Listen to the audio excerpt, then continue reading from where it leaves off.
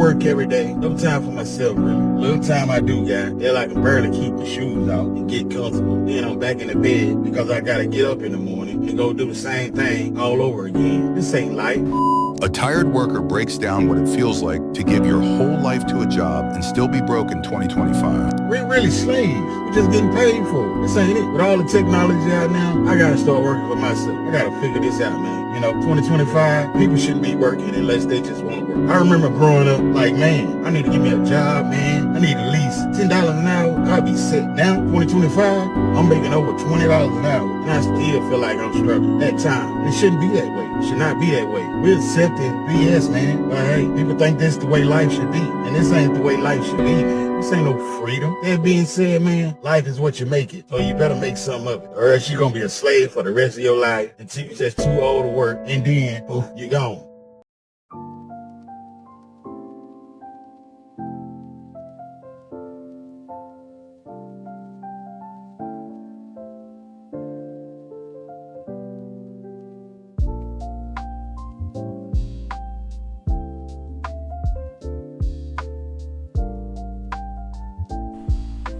Hello everyone, welcome to the channel.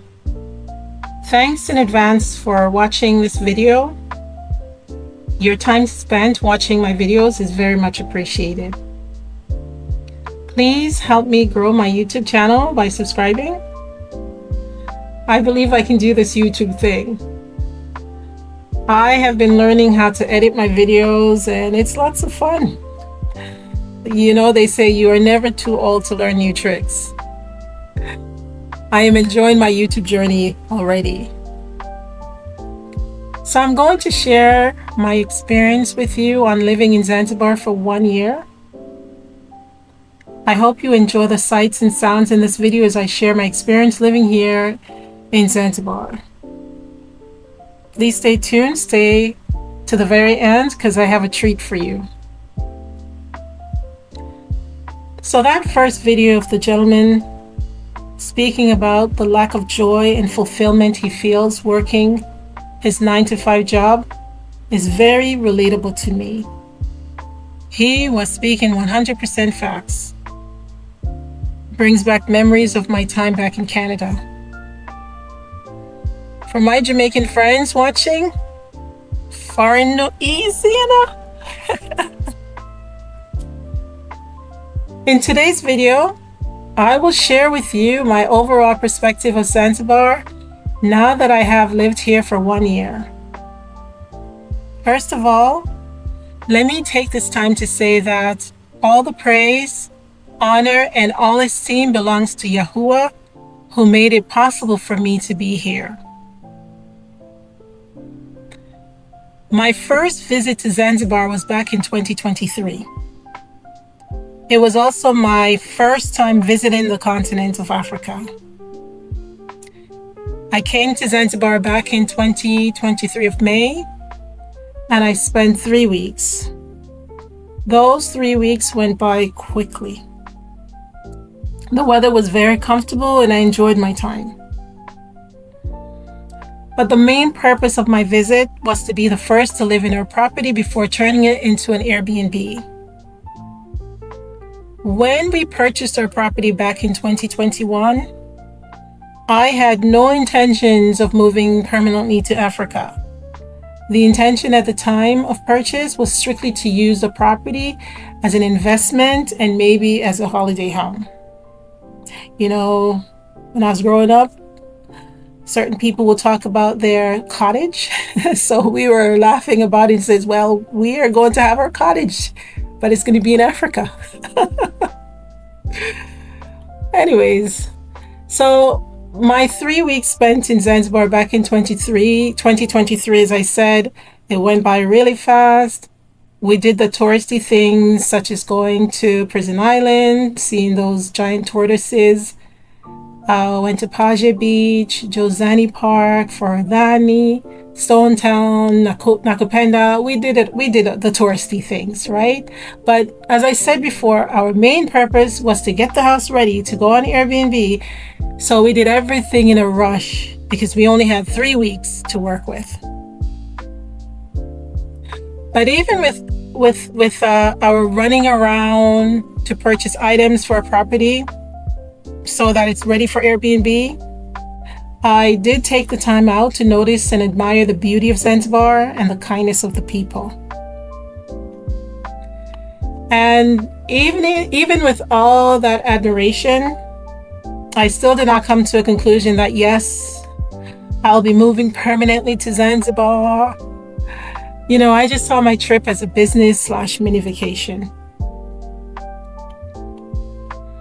So after returning to Canada, I went immediately back into my daily life, the hustle and bustle of a 9-to-5 job, school drop off and pick up, making lunches, stuck in traffic, going to and from work. Yeah, regular life in Canada.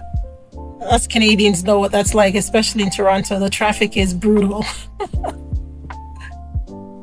And then winter came. My goodness. So I found myself daydreaming about being in the warm sunshine, enjoying the abundance of fresh fruits and vegetables, and taking in the beautiful environment of Zanzibar. I spent many hours watching YouTube videos showcasing life in Zanzibar and other parts of the African continent. So one day, I sat down, I did an audit on my life, and concluded that I was just going through the motions. I was a spectator and I felt completely out of control of my own life. I thought about my age, ain't getting any younger, my mortgage balance, which would take me till I'm about 75 to completely pay it off, and my 100% dependency on my 9-to-5 job for an income. Guys, I accepted the reality. I was walking a very thin line between living a middle-class life to being homeless if my current job at the time disappeared. No joke. I had to admit to myself that being so dependent on a system that treats you like a number and can and will replace you at the drop of a hat was a very scary thing. So instead of continuing to wing it and hope for the best, I pulled the trigger first. I sold almost everything and I moved to Zanzibar. What I couldn't sell, I took with me. While going through the process of preparing to leave Canada, I kept saying to myself, what's the worst that could happen? My life, my new life in Zanzibar would be a complete opposite of the life I'm living today. And although I could not predict the future, I know for sure that moving to Zanzibar would not be a terrible thing. First of all, I wouldn't be living just to pay bills, and my dependency on the system will be a thing of the past. I accepted the fact that I will no longer have that safety net of my 9-to-5 job, which did what it was supposed to do, pay the bills, put food on the table. But that job, at the same time, stressed the heck out of me. I was not looking forward to those days of getting up and going to work. I used to experience anxiety on Sundays, just thinking that I had to return to the work. It was the environment. It was very toxic. It was just not a healthy environment to be in. And you're spending most of your time, most of your life at your job. So here I am. And 1 year later, I'm in Zanzibar. But let me tell you something, guys. It was not an easy journey. But after 1 year being here, I can say that all those fears, I cried some tears. I had to make some adjustments, but they were all necessary to get me in that mental state that I'm in today. I can honestly say that I now have peace of mind and a sense of freedom to explore the endless possibilities out here. So, because nowhere is perfect, I'm going to share with you the challenges I faced while living here. Challenge number one is driving. Driving in Zanzibar is like an extreme sport.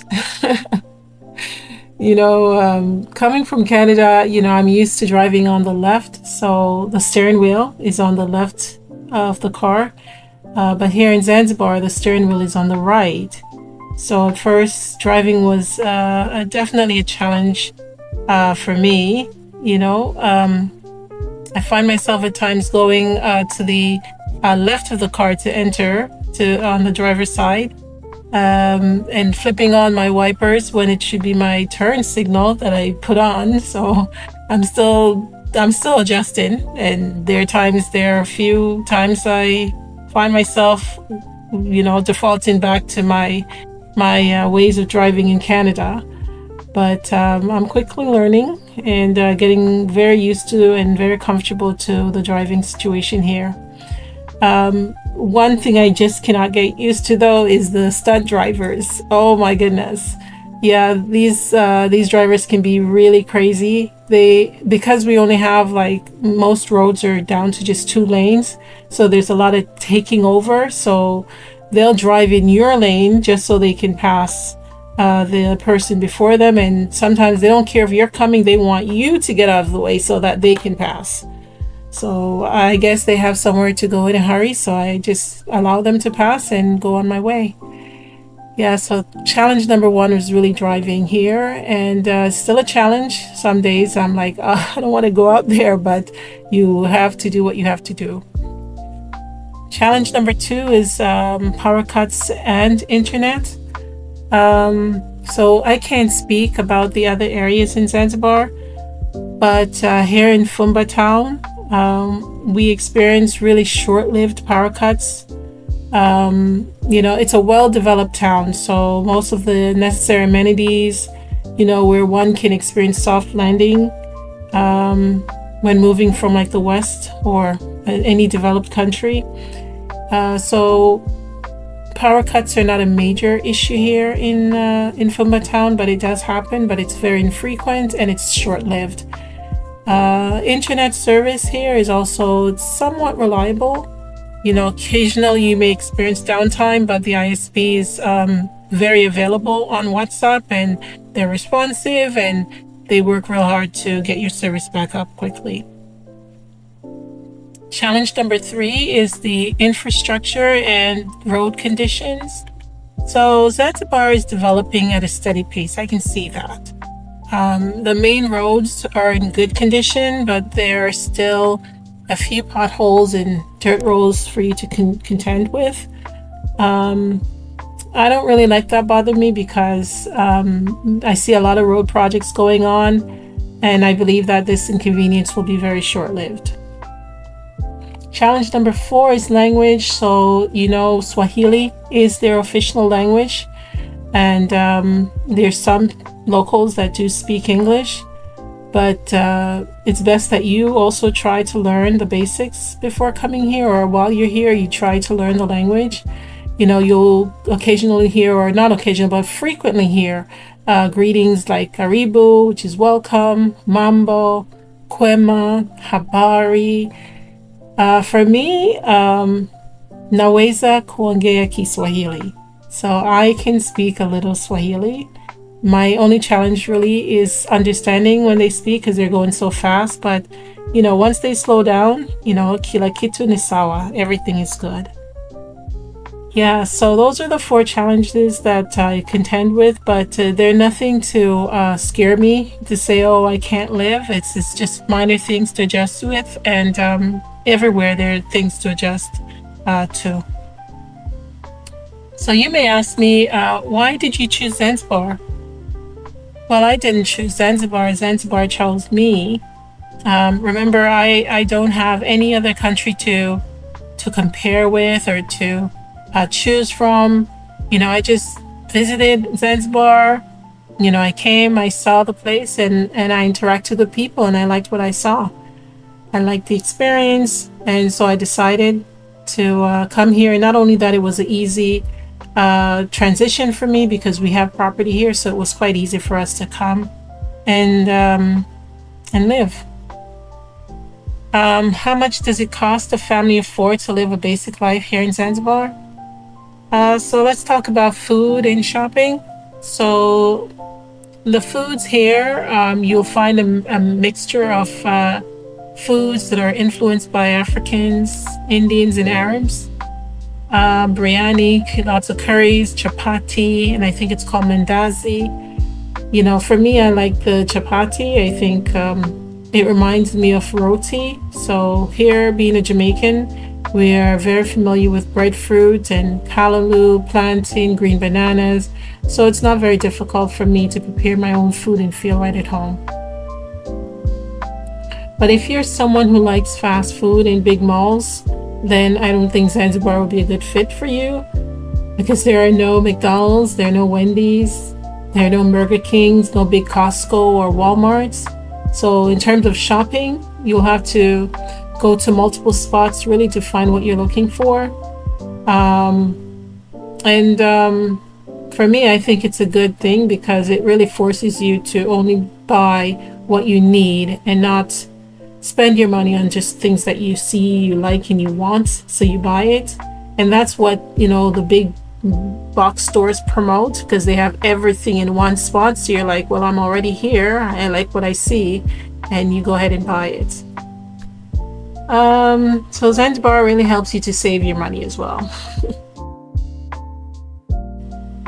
For food, you're looking to spend around, say, 170 to Canadian to around, you know, for USD, 120 USD per month.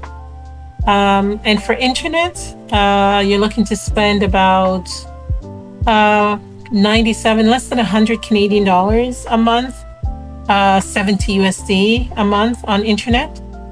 Electricity is also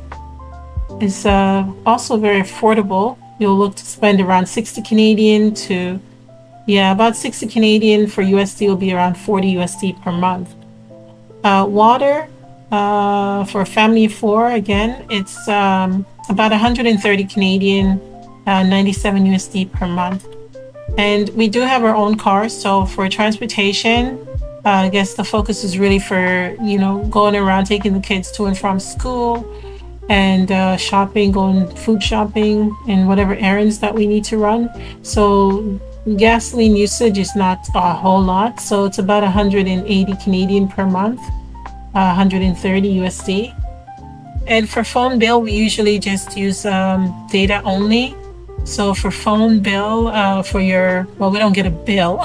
You have to purchase your either data packs or your data voice packs. And that could range anywhere to about, say, I don't know, $15 Canadian per month, around 10 USD per month. So for the year, you're looking to spend around less than 500 Canadian, 350 USD just for data. We don't really use the voice packs a lot because WhatsApp does its job by helping us to communicate with our family and friends. We do have two children here in Zanzibar living with us, and so school fees are important. And so for two children, there are many international schools here in Zanzibar. So the price for a yearly cost for international schooling varies. It can go anywhere from 10,000 USD per year to around, say, 5,000 or so USD per year. So it varies. So it's up to you where you want to send your child and what your budget is like. So for a family of four, I would say a grand total of, if you're coming to stay or to live here in Zanzibar for a year, you should look to spend about, I would say less than 20,000, around 15,000 Canadian, maybe 11,000, 10,000 USD per year. Okay, so that's on a yearly basis. So if you come to Zanzibar with 20,000 Canadian, you could live, if you have a family of four, if you're not someone to travel a lot, eat out a lot, then I would say, 20,000, 15, 20,000 Canadian will do you well for 1 year. So our daily life in Zanzibar is very quiet and very peaceful, and life here moves at its own pace. Yeah, there's even the saying "poli poli," which is slowly, slowly. It means taking life one step at a time, and you will feel that on an everyday basis here. Things go by slowly, although there's some things that happen or get done much quicker than others. So if you order like something from a store, you can get like a boda boda to deliver same day. So again, it's really a give and take kind of life here in Zanzibar.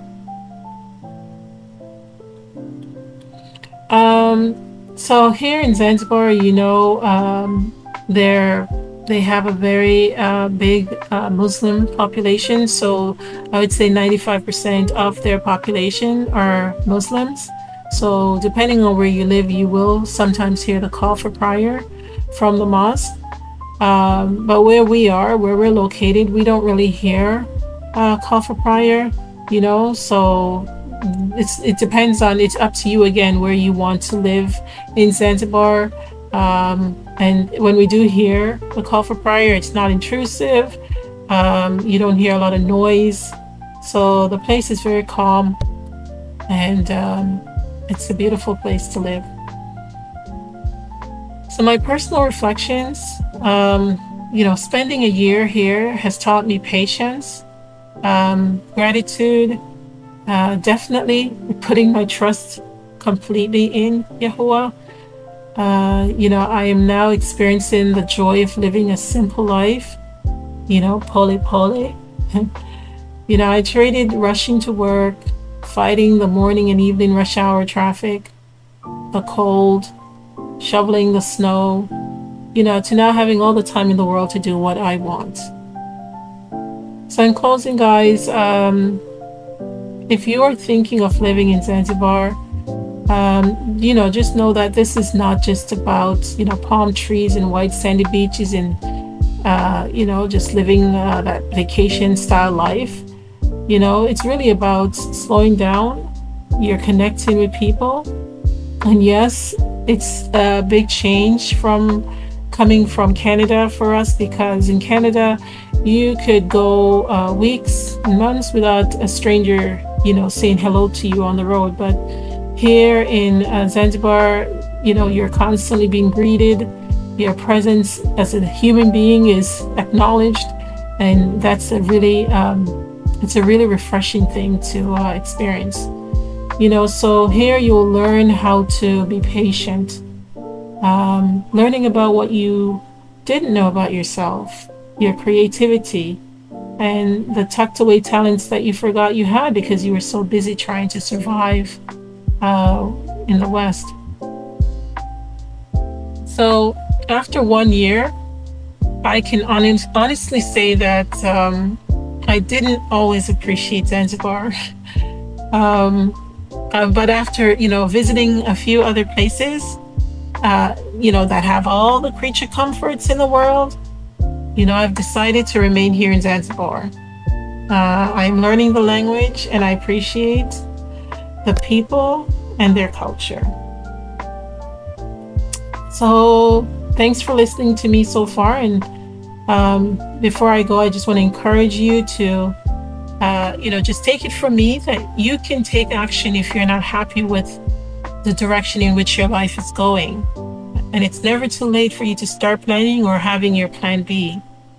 Ask yourself the hard life questions. What if I lose my job tomorrow? How would I stay afloat? I'm telling you this, okay? I'm not telling you to do what I did. I'm just telling you this to let you know, to show you, and also to let you know that there are other options out there. It's not just one way to live your life. And don't be afraid, guys, to look into what are the other ways, what are the other options out there for me. So my encouragement to you is not to be a spectator, be an active participant in your own life. As the that sign at the beginning of the video, the beach video. It says, life is now.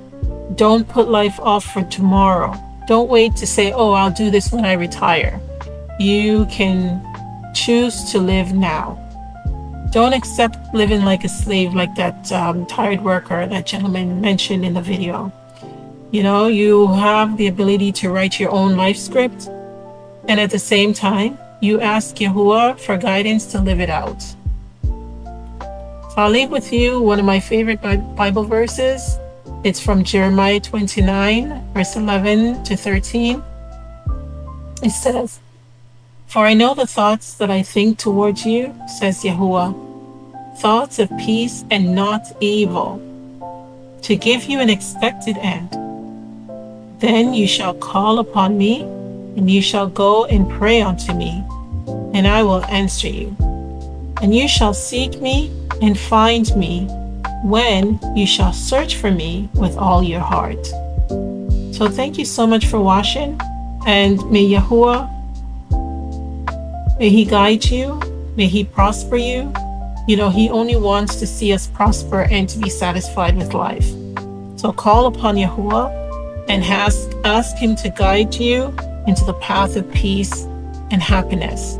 And seek Him, and you shall find Him if you sincerely search for Him with all your heart. So until next time, guys, may Yahuwah baruch you and keep you. May Yahuwah make His face shine upon you and be gracious to you.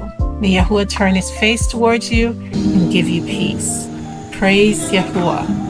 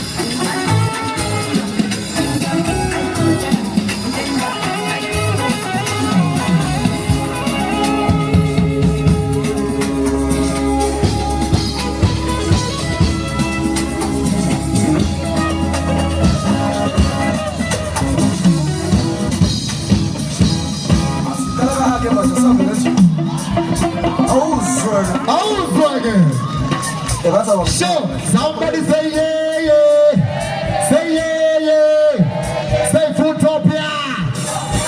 Out. We are Zanzibar.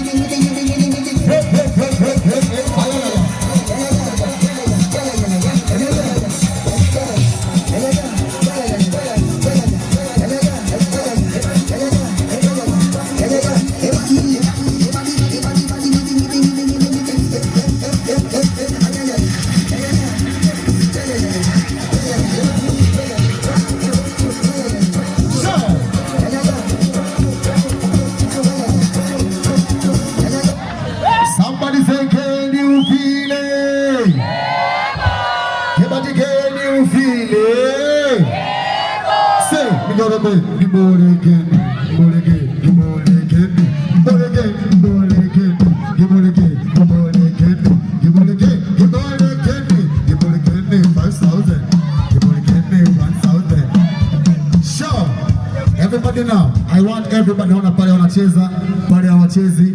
Tunapiga nyimbo kama 5 za mwisho. I want everybody to dance. Okay? Everybody to dance. Are you ready? Are you ready?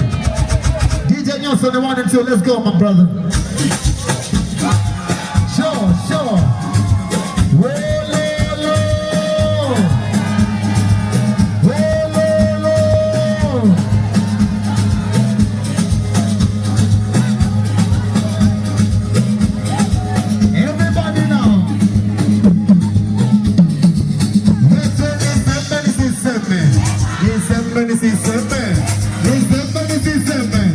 Kama unamwona mwanamke amevaa wigi ujue anaualaza huyo.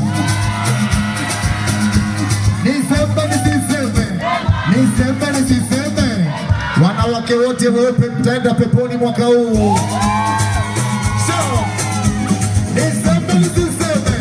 Niseme kama mwanamke mweusi utakuwa bilionea.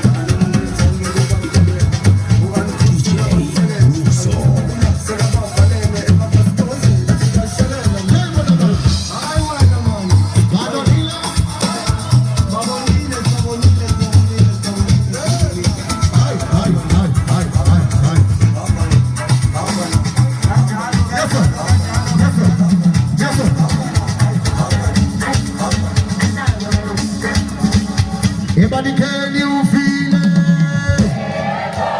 Everybody can you feel it?